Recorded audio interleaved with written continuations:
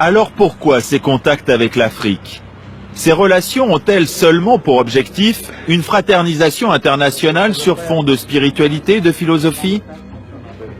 François Stéphanie nous laisse filmer une rencontre avec les représentants de plusieurs obédiences africaines. La cérémonie se déroule dans les salons feutrés d'un grand hôtel parisien.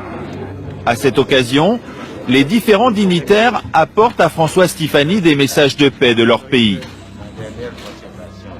Là, c'est le représentant de la Grande Loge du Burkina Faso qui apporte une enveloppe.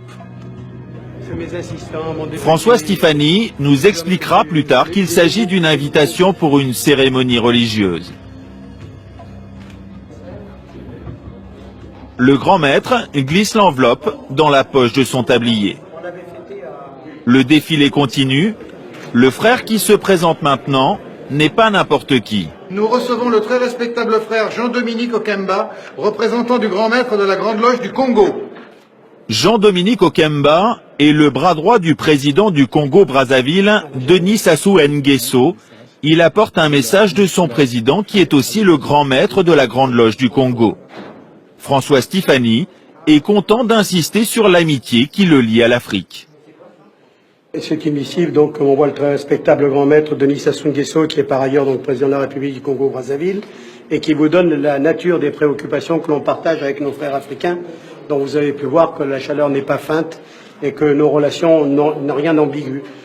Et comme les petits cadeaux entretiennent l'amitié, le président du Congo n'a pas dérogé à la règle. C'est la plus belle tradition. Ce modeste cadeau, n'est-ce pas, que nous amenons pour marquer notre C'est très gentil, vous faites. C'est très très gentil. Il y a quelques années, la Grande Loge nationale française a carrément loué le palais des festivals à Cannes pour une montée des marches inédite. En guest star, des présidents africains francs-maçons.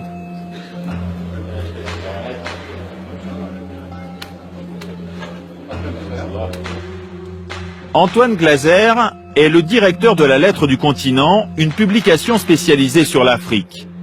Nous lui avons montré ces images. Ah bah tiens, c'est le président Omar Bongo du Gabon. Le grand maître de la Grande Loge du Gabon. Et ça, c'est le président Denis Sassou Nguesso du Congo. Ici, c'est Jean-Dominique Okemba, qui est, on l'appelle un peu le vice-président et qui est le patron des services secrets du Congo. La Grande Loge nationale française initie vraiment les dirigeants africains eux-mêmes, les présidents africains qui s'initient ensuite les uns les autres. Donc ça crée vraiment un réseau à la tête des États et ça donne une puissance et une influence qui est assez impressionnante. Ces réseaux servent à quoi? C'est en fait, tu me protèges, je te protège. Lorsqu'il y a des contrats, si tu es frère, un fils de lumière, ou si tu es dans une loge, ou si tu es dans mon obédience, si tu es un frère, tu auras le contrat. Mais à la Grande Loge nationale française, on réfute cette réputation d'affairisme qui colle à l'obédience. On m'a invité à l'Élysée, j'ai dit ça. Vous savez, je ne siège pas à côté du président de la République du Congo-Brazzaville, du Tchad ou d'ailleurs. Je n'ai pas du tout cette aspiration.